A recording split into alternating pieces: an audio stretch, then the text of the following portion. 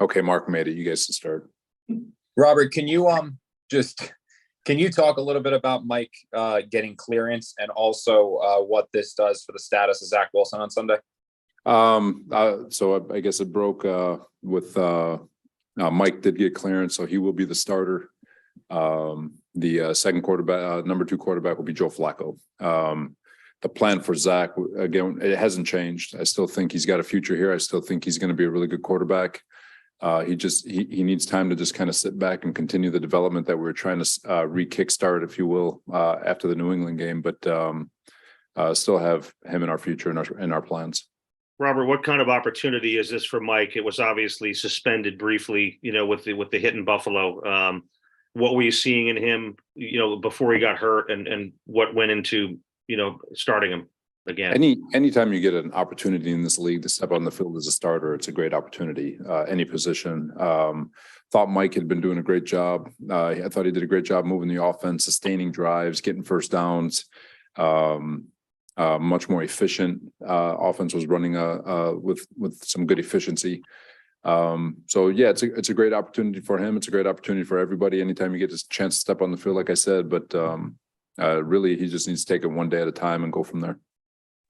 Robert, did his on Mike's getting cleared, was it the Jet doctor that cleared him, or one of the many other doctors that he had been seeing? He at the end of the day, regardless of who cleared him, he had to be cleared by our doctors, and so was ours. Okay. And also, I wanted to follow up with another quarterback question. I know you're shocked by that, but over the weekend, there's a report from Fox that the Jets are expected to move on from Zach Wilson. Is that accurate? Yeah, like I just said, it's that report's all speculation. He still has a huge plan in our future, and we're still, like I said, we're not quitting on the young man. We're going to do everything we can to develop him. Robert, if you guys had been eliminated over the weekend, would that have changed what you did today? Hypothetical, Al. I have no idea what I would have done today, to be honest with you. Robert, can you describe what it was like for you this weekend? I know the other night you said you weren't thinking about the playoffs, but I'm guessing you're sitting on your couch watching Dolphins Packers. You're thinking a little bit what it was like when watching, the Bengals win and then watching the Packers win yesterday and kind of things breaking your way. Yeah, it's fun to sit back, just watch football. Seemed like Santa Claus sent a lot of toys to build this summer, this winter. So there was a lot of building going on, but yeah, it was fun. It's fun to always sit back, watch football, see how things play out. This league is kind of wacky. I think everyone knows that anything can happen, but it doesn't change what I talked about last week with regards to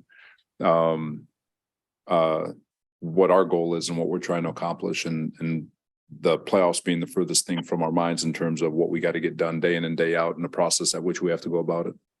Robert, what kind of opportunity is this, for you guys? And I don't know if you've had a chance to be around the entire team today or what you guys did, but I just wonder if there's a little extra bounce in the step of some people just because of what took place this weekend. Yeah, our team meeting here is in about an hour. I haven't seen anyone yet, but I'm sure there's going to be excitement naturally. But it goes back to, like I said, the message doesn't change. This isn't about playoffs. Obviously, I get it. We've, just looking at, we've got to get back to what we were in the first half of the season, one day at a time, take advantage of the moment, and whatever happens. It's stay in the moment. I get there's something out there, just like there was something out there in the beginning of the season.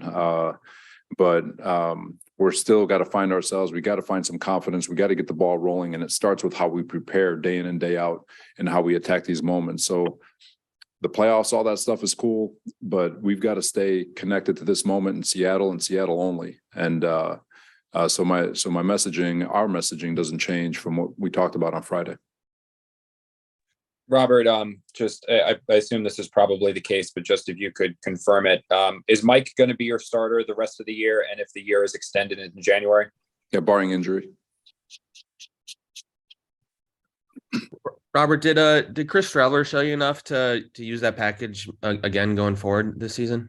We'll see. He did a really nice job with it. I thought it was a cool little wrinkle. I know people are familiar with Taysom Hill and all the things he did and still does for New Orleans. But again, there's a lot of guys coming back healthy this week, hopefully. And so there's a lot of roster gymnastics that would have to take place. So it's something that we're talking about, but it's not a guarantee.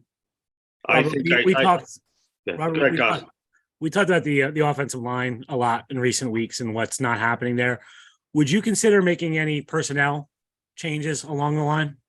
No, I mean, it's, they're fighting their tails off. I mean, the O-line's had a ton of injuries, throughout the year. I know just along the offensive line with the guys who are rolling out there now, they're fighting their tails off. They're, the amount of rehab and regen that they're trying to get through week in and week out and, to take care of their bodies and the sacrifice that they're making for this team to just be able to get out in the football field on Sunday, is much appreciated. And, so as far as personnel changes and all that, we have the 8 guys that we're going to war with every week, and I promise you, they are in a lot of pain and they're fighting their tails off. So, Robert, after that Buffalo game, when Mike got hurt, there was some powerful things said from some of his teammates, which I'm sure you saw and felt, just about their respect for Mike and whatnot. And this is nothing to do with Zach. This is about Mike. But can you speak to, is there an intangible there about the way guys play for somebody that they respect that much? I mean, some of the things that they said after that game, were pretty eye-opening about him. And I just kind of wonder if that can, if you feel that in a locker room, as a coach. I'm trying to see if I can answer this one, because it's all encompassing, and not to minimize the quarterback room, but it's really every room. Whether the center believes in the guard next to him, or the guard believes in the tackle next to him, or the O-line believes that the back will find the small little crease that they create. Whether the quarterback believes a receiver will go get the jump ball for him and save him.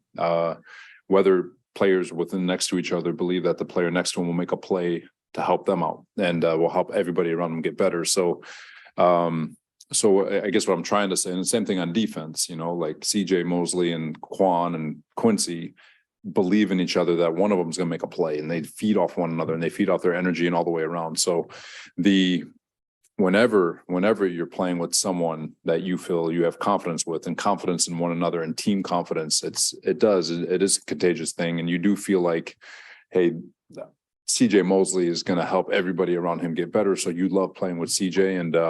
And so when you have that personal confidence with someone, it does project, and people will voice that opinion. Obviously the quarterback gets all that publicity because he's they're showcased most, but it's all over a football team. You can tell when players have confidence in one another and when they don't. I was referring a little bit to, the toughness that he showed. I mean, he got up and came back twice from a couple of hits that people thought that he would never get up from. And I think that was eye-opening to guys, not eye-opening like they weren't expecting it, but just kind of that kind of element of respect, not necessarily the trust. Yeah, no, but it is, it's because it's all encompassing. The will, like the amount of respect everyone has for Dwayne Brown. It's that toughness, that mindset, and not to dodge the question from you, Mark, but it's for sure, when you show a level of toughness and are willing to sacrifice your body, I don't care what position you play, when you do that for your teammates, when you are putting yourself on the field, when you're hanging by a thread, from a health standpoint, it garners a lot of respect throughout the locker room and an entire organization.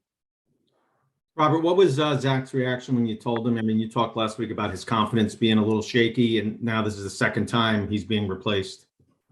Zach's great. He understands. He's not going to be a kid that quits. I don't think he's looking at this and saying it's an impossible hill to climb. I think he's got a road to travel with regards to just tying all the things that we've been trying to get done here since the New England game. Still got a lot of faith in him and his ability to work just as the person, and the amount of work that he puts in day out. And while it doesn't look good, and while it doesn't seem like there's a light at the end of the tunnel, you just got to put your head down, just keep working. Eventually it'll come through. There's a lot of quarterbacks in this league who have made it out of the dark tunnel. And if you look throughout the league, more quarterbacks than not have started in the dungeon, if you will, and have found their way out to sunlight. So he's got a lot of confidence in him because of how important this is, what kind of a man he is, and how hard he'll work. So, Robert, you talked about it just right there about, guys having to work through the darkness and all that. Do you think in a way, what Mike has done and his path is kind of an example to Zach of kind of the things you need to get done to succeed. Yeah. Mike White, I've said it to some people. He was with Dallas when I was a D coordinator in San Fran and played him twice. Don't remember him from Dallas at all. I don't know if that's a good thing or a bad thing. He comes here, he gets cut 3 or 4 times. It's the road to being a good NFL player is not smooth. It is, the anomalies happen. And I think unfortunately in this world we live in, where the word development and time are almost oil and water now. Everyone's expecting development to happen within a year. That's not how it works. That's called an anomaly. And I think we judge every player based on the guys that have hit within 1 year, rather than judging the majority of guys, which takes time. And so with Zach, like, I have no doubt in my mind, when it's important to somebody and they love the game and they have the work ethic that a guy like Zach has, you have faith that if you just give them time.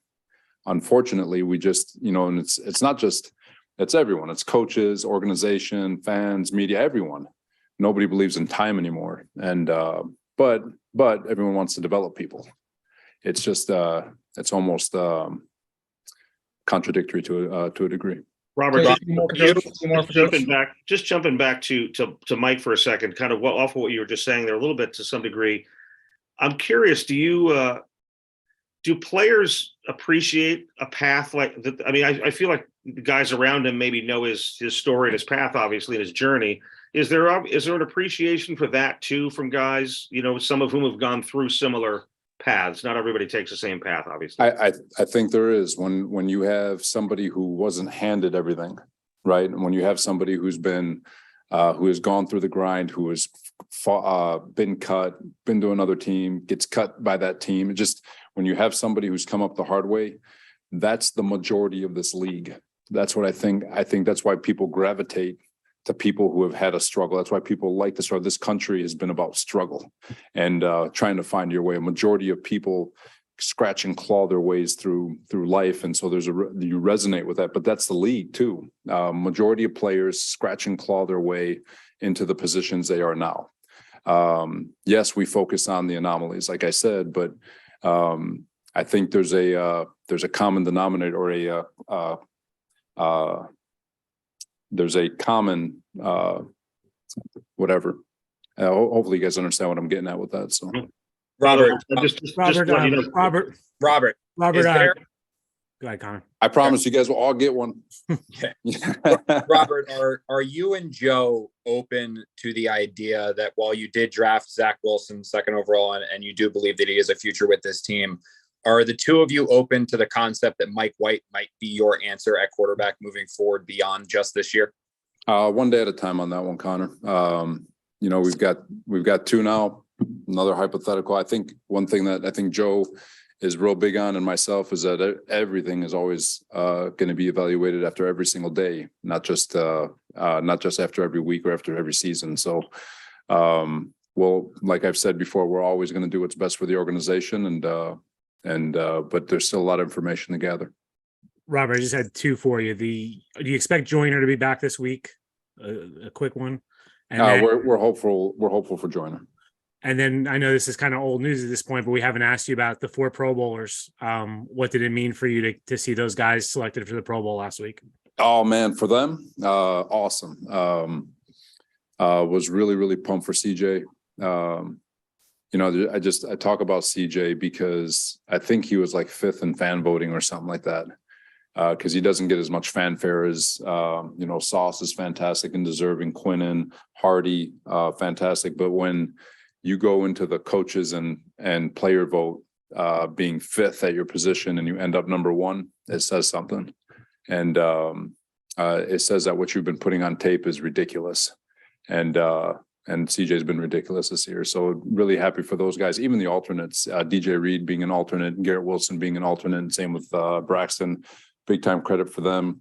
DJ, I mean, you can argue DJ's been playing at a Pro Bowl level too, and I'm sure he'll end up at the Pro Bowl, but very excited for the group and the development and the work that everyone's put in for those guys and the work that they put in. to put themselves in that position. Take one more for coach. One more for coach. I just was going to say that Kaz won the over/under on the Rosenblatt Streveler question by taking the under. That's all I had. Thank you, everyone. Thank you, Coach. What was the over/under set at? I'm just kind of BSing a little bit there, but I was going to call it. I was going to call it 3. Seven. 3 or 4. Thanks, guys. Recording stopped. Thank you, everyone. We'll go back in the waiting room before players. You can use the same